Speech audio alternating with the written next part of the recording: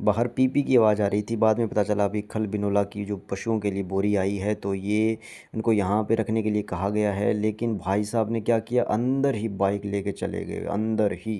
भैया को कहा गया था भाई साहब यहाँ पे, यहाँ यहीं पे रख देना, लेकिन भैया ने तो अंदर ही बाइक लेके चले गए। चलो कोई ना, मोड़ रहे हैं बाइक और वापस यहीं पे ये खल बिनोला की जो बोरी है हम यहाँ पे गिरवाएंगे और रख देंगे यहाँ पे, ताकि बाद में कमरे में रख सके। और ये बोरी जो है इन्होंने यहाँ रख दी है।